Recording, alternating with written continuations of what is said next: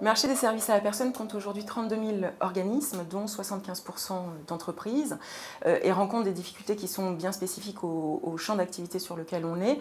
Les acteurs historiques, associations et organismes publics rencontrent des difficultés économiques importantes, et les entreprises, qui sont de taille modeste, voire très modeste pour 79% d'entre elles, rencontrent des difficultés particulières à passer certains seuils de développement.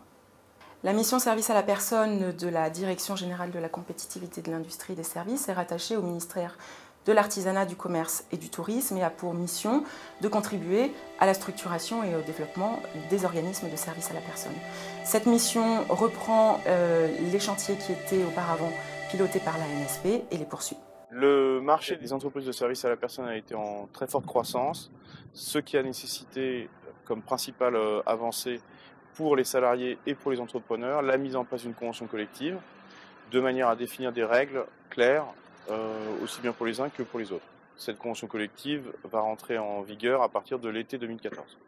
L'enjeu majeur dans un secteur d'activité à fort taux de main-d'œuvre et à faible marge est d'atteindre une taille critique rapidement afin de garantir une rentabilité des entreprises et donc une pérennité des emplois qui y sont associés.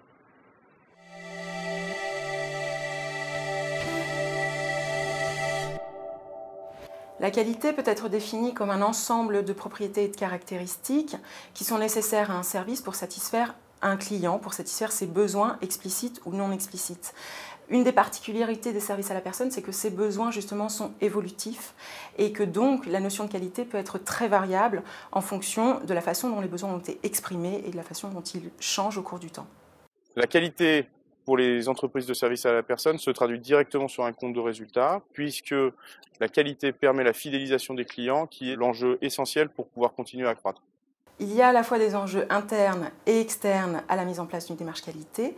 À l'interne, il s'agit évidemment de professionnaliser à la fois les intervenants, mais aussi globalement la structure.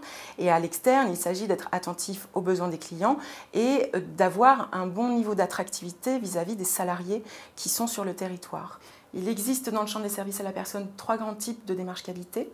La charte nationale qualité qui a été développée par la mission service à la personne, les certifications de service, NF Service, Qualicert, Qualisap, et les labellisations, notamment la labellisation Capandéo qui est spécifique au champ du handicap. La qualité est un levier incontestable de croissance dans le champ des services à la personne. Ça permet à une structure d'avoir une bonne visibilité, d'avoir des éléments de différenciation sur son marché, de pouvoir rassurer les clients en étant toujours à l'écoute de ses besoins évolutifs, de pouvoir fidéliser les salariés. Ça permet évidemment de valider que son organisation fonctionne et de le faire de façon régulière. Et c'est aussi pour les services à la personne un levier d'innovation.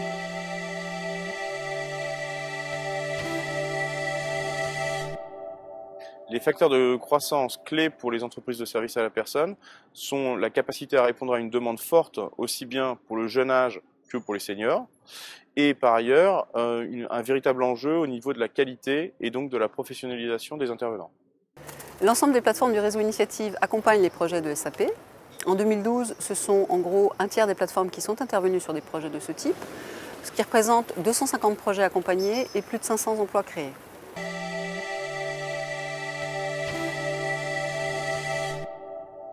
Alors, le réseau Initiative a mis en place un prêt d'honneur croissance qui justement permet d'accompagner le développement de l'entreprise des SAP. Le prêt d'honneur croissance est un prêt à taux zéro, sans garantie et sans caution demandée aux créateurs. Suite au Conseil des ministres de septembre, 3 chantiers interministériels ont été lancés sur le secteur des services à la personne qui touchent à la gouvernance du secteur, au cadre fiscal et social et à une conférence de progrès pour l'emploi.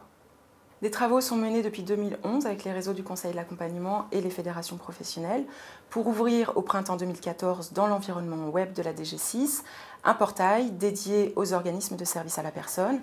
Sur ce portail, les organismes, mais aussi les partenaires, les fédérations, le réseau des directs et des unités territoriales trouveront des ressources dédiées au secteur des services à la personne et un certain nombre de fonctionnalités qui visent à faciliter la mise en relation des différents acteurs pour consolider et développer les structures de services à la personne.